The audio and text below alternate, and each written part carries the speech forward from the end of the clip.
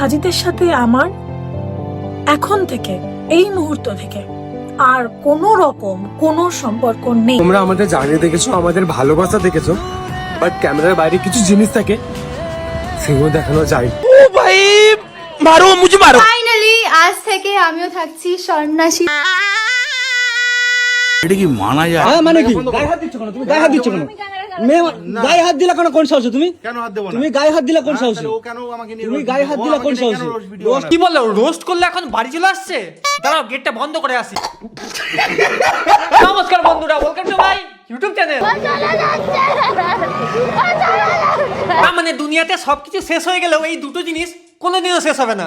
এক, পশ্চিমবঙ্গে ভোটের আগে পার্টিতে পার্টিতে মারামারি, যে বুদ্ধকল করতে আসবে তাকে সাটা ভাঙা মারবে। আর দুই, সোশ্যাল মিডিয়াতে ভিউসের চক্করে এই ছাত্রীদের মারামারি। মনা আমার সোনার চেন আলমারি থেকে চুরি করে নিয়ে পালিয়েছে। না মানে কি বলো সত্যি? 100% শিওর যে চেনটা মনাই চুরি করেছে। না মানে এতদিন আমি জানতাম মনা অন্য কিছু, আমি রেন্ডি মানা। কিন্তু এখন তো দেখছি মনা ওটার সঙ্গে সঙ্গে সোনাও চোর। লজ্জা লাগা দরকার। জন্মদিনে কি আর দেব তোমায় উপহার? কি আর দেবে? যে সোনাটা মেরে দিয়েছো সেটাই ফেরত দিয়ে দাও। ততক্ষণ পর্যন্ত অনেক চুপ ছিলাম, কিন্তু যত চুপ থাকবো তত মানুষ আমাকে পেয়ে বসবে। আর তোমরা আমাকে বলছো মনা তুমি কেন মুখ খুলছো না? মনা কি করে মুখ খুলবে তোমরাই বলো না। মানে এই মুখ খুললে তো জাস্ট একটা কথাই বেরো, আমি রেন্ডি মানা। আমি কোনোদিনও বুঝতে পারিনি তুই এই সোশ্যাল মিডিয়াতে সামান্য এইসব কথাগুলো বলবি। ভাই আমি ইনকাম করি না, আমার কাছে পয়সা নেই। আরে কি বলছো তো কিছুই বুঝতে পারছি না। আমি ইনকাম করি না, আমার কাছে পয়সা নেই। না মানে মনার মনে হয় সত্যিই কষ্ট হয়েছে। এক মিনিট, চোখে জল কই? আমি ইনকাম করি না।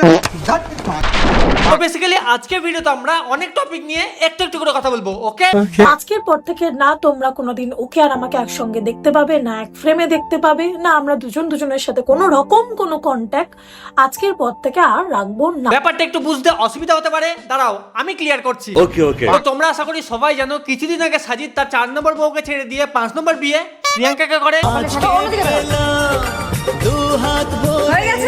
আবার বিয়ের পর ঝামেলার নামে অনেক নাটকও হয়। আপনারা কি চান বলুন তো? আমরা দুজনে সুইসাইড করি। বুঝে উঠতে পারছি না কি করব, কি করলে ওর ঠিক হবে। আর ঠিক হবে না, ওকে তো একমাত্র ওজাতেই ঠিক করতে পারবে।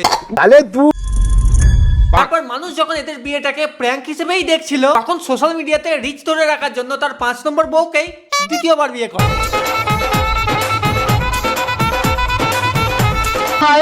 এবার শুধু বিয়েই না, ফুলসজ্জাও। তুমি এত পাগল হইছো কেন পাইয়া আমারে? মানে এবার কতবার হয়েছে সেটা কি করে বলবো, হাট। আর এত সব নাটকের পর প্রিয়াঙ্কা দুদিন আগে একটা ভিডিও আপলোড করে এবং সেখানে বলে তারা দুজন আর একসঙ্গে থাকবে না। সাজিদের সাথে আমার এখন থেকে এই মুহূর্ত থেকে আর কোনো রকম কোনো সম্পর্ক নেই। এবার এখান থেকে শুরু হয় আবারও সেই 5 নম্বর বিয়ের 105 নম্বর নাটক, বুঝেছো? নমস্কার, আমি প্রিয়াঙ্কা। আপনারা অনেকেই আমাকে চেনেন, আবার অনেকেই আমাকে চেনেন না। কি যে বলো না, তোমাকে না চিনলে হয়? তুমি তো 2 নম্বরই ছেলের 5 নম্বরই বউ বলে কথা। তোমরা প্রত্যেকে জানো এই 1.5 বছর ধরে আমার জীবনের একটা নতুন চ্যাপ্টার চলছিল। হ্যাঁ তোমার নতুন চ্যাপ্টার, কিন্তু তোমার রাইটারের তো 5 নম্বর বই তুমি।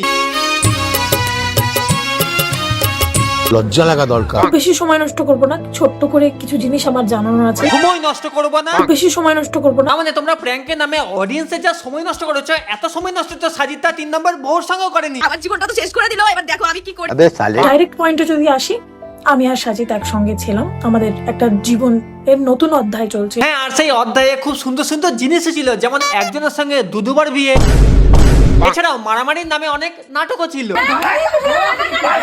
এটা কি মানা যায়? ও এছাড়াও তো আরেকটা জিনিসও ছিল, আমাদের মধ্যে যা ছিল সব কিছু আজকে এই মুহূর্ত থেকে সম্পূর্ণটা শেষ। কি ভাবলে এইরকম রিয়াকশন দেবো? হাট বেগুনের বাচ্চা। মানে এদের নাটক দেখতে দেখতে লোকসভা থেকে বিধানসভা চলে আসলো, তবু এদের নাটক এখনো শেষ হলো না। তাহলে মজাক বানাকে রাখতে হবে। প্রতিবার কিছু না কিছু হবে, আর প্রতিবার এসে বলবে আমাদের মধ্যে যা ছিল সব কিছু আজকে এই মুহূর্ত থেকে সম্পূর্ণটা শেষ। আর তার 2 দিন পরে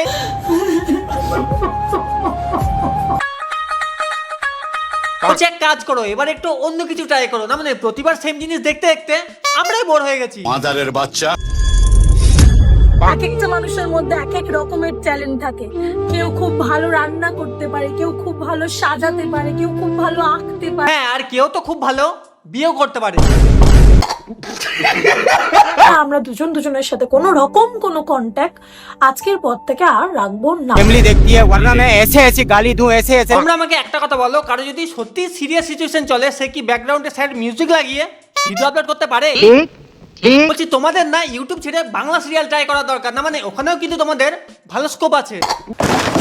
আমি সাজিদকে বলবো তুমিও আগামী দিনে এগিয়ে যাও, খুব খুব ভালো থাকো, বিকজ 5 নম্বর বিয়ে করার পর 6 নম্বরটা তো করতে হবে। এবার আমাদের সাজিদ বাচ্চাদন কি বলছে সেটা একটু দেখি। আমরা ভিউজের জন্য নাটক করছি, তোমরাই বলছো না। বাট একটা কথা বলতে চাই, এই ভিডিওটাই আমার লাস্ট ভিডিও, আর এই ভিডিও নিয়ে আর এই বিষয় নিয়ে আর কোনো রকমের কোনো কথা বলতে চাই না। বলছি সাজিদ দা একটা সত্যি কথা বলবো? না মানে এই নাটকটা আবার কতদিনের জন্য? মানলাম ভিউজ কম আসছে, প্রোফাইল আবার রিচ দরকার, তা বলে হ্যাঁ, আমি আর প্রিয়াঙ্কা আমরা আলাদা হয়ে এর থেকে ভালো তো আরেকটা বিয়েই করে দিতে, তাহলে পাবলিকও মজা পেত আর তুমিও।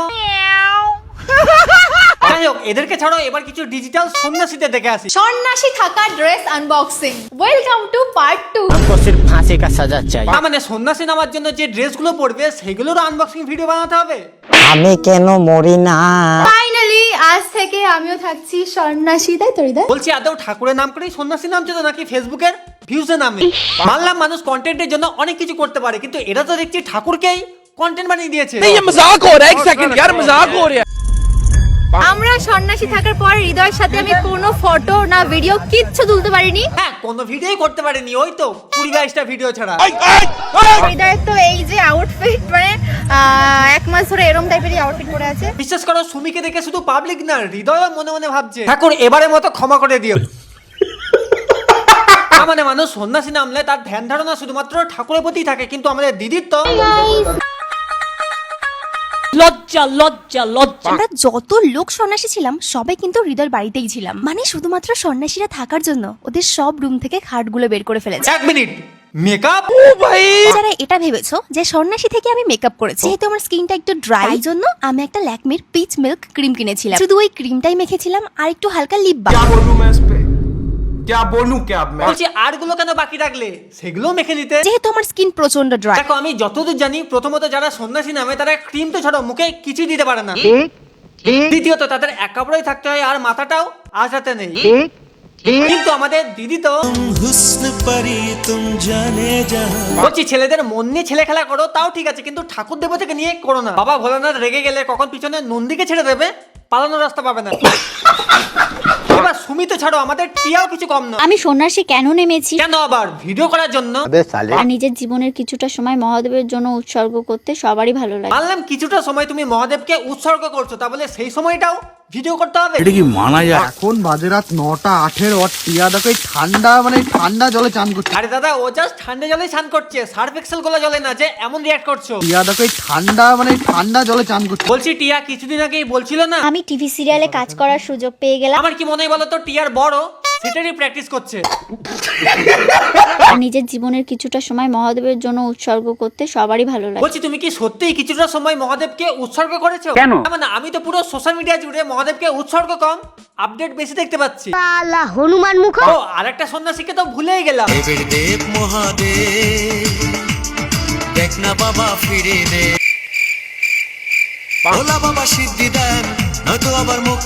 না মানে তোমরা ভগবানকে নিয়ে যা করছো, সিদ্ধি তো ছাড়ো, ডিরেক্ট মুক্তি দিয়ে দেবে। আগে কেউ সন্ন্যাসী নামলে মন থেকে ভক্তি আসতো, কিন্তু তোমরা যারা এই ভক্তি নামে ভণ্ডামি করে বেড়াচ্ছ, তাদের থেকে ভক্তি আসবে কি করে? কি বলবো?